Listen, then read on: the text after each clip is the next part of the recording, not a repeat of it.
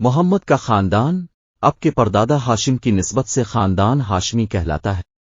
ان کو قص کے مناسب میں سے حاجیوں کی میزبانی کا منصب حاصل ہوا، جو ان کے بعد ان کے بھائی مطلب کی طرف منتقل ہو گیا۔ مطلب کے بعد پھر ہاشم کی اولاد کو یہ منصب حاصل ہوا اور اسلام کی آمد تک انہی کے ہاتھ میں رہا۔ ہاشم اپنے زمانے کے سب سے عظیم انسان شمار ہوتے تھے۔ انہیں سید بطحہ کہا جاتا تھا۔ وہ روٹی توڑ کر گوشت اور شوربے میں بھگوتے اور لوگوں کے کھانے کے لیے چھوڑ دیتے تھے۔ چونکہ عربی میں اس طرح کسی چیز کے توڑنے کو حشم اور توڑنے والے کو ہاشم کہتے ہیں، اس لیے ان کا نام ہاشم پڑ گیا، ورنہ ان کا اصل نام عمرو تھا۔ قریش تجارت پیشہ تھے۔ ہاشم نے ان کے لیے جاڑے میں یمن اور گرمی میں شام کا تجارتی سفر منظم کیا۔ اس کے لیے دونوں ممالک کے ذمہ داروں سے ضمانتیں حاصل کیں۔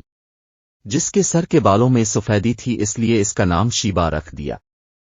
یہ بچہ مدینہ میں پرورش پاتا رہا، لیکن مکہ میں ہاشم کے بھائیوں اور خاندان کے دوسرے لوگوں کو اس کا علم نہ تھا۔ 8 برس بعد مطلب کو اس کا پتہ لگا تو وہ مدینہ جا کر اس کو اپنے ساتھ لے آئے۔ جب مکہ میں داخل ہوئے تو لوگوں نے سمجھا کہ یہ ان کا غلام ہے، چنانچہ اسے عبد المطلب کہنے لگے اور بالآخر وہ اسی نام سے مشہور ہو گیا۔ عبد المطلب بہت خوبصورت اور عظیم تھے۔ ان کے دور میں ان کا ہم مرتبہ کوئی نہ ہوا۔ وہ قریش کے سردار اور مکہ کے قافلہ تجارت کے ذمہ دار تھے، جو دوسخہ اس قدر کرتے تھے کہ ان کا لقب فیاض پڑ گیا تھا۔ ان کے دسترخوان کا پس خوردہ مسکینوں، جانوروں اور چڑیوں کو کھانے کے لیے ڈال دیا جاتا تھا۔ اس بنا پر ان کا یہ عرف بن گیا تھا کہ زمین پر انسانوں اور پہاڑ کی چوٹیوں پر وحشی جانوروں اور چڑیوں کو کھلانے والا۔ انہیں زمزم کا کنواں بھی کھودنے کا شرف حاصل ہوا۔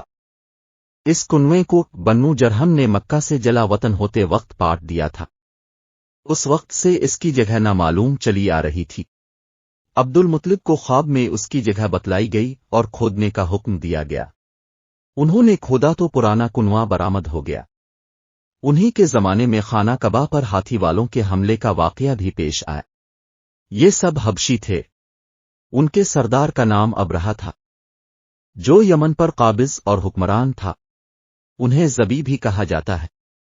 اس کی وجہ یہ ہے کہ زمزم کی کھدائی کے دوران جب کنویں کے نشانات برآمد ہوئے تو قریش نے بھی شرکت کرنا چاہی اور اس کے لیے عبد المطلب سے جھگڑا کیا، جو بڑی مشکل سے فروغ ہو سکا۔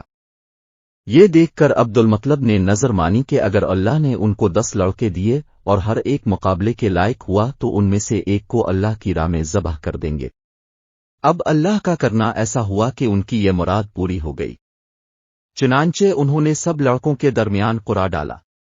قرعہ عبداللہ کے نام نکلا، لہذا ان کو ذبح کرنے کے لیے خانہ کعبہ کے پاس لے گئے، مگر قریش نے انہیں روک دیا۔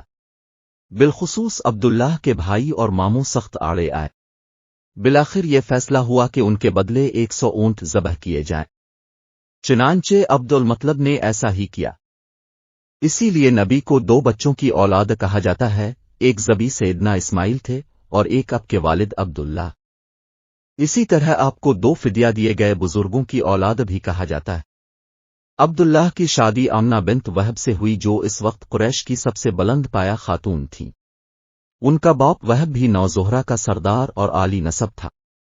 آمنہ شادی کے بعد ہی امید سے ہو گئے۔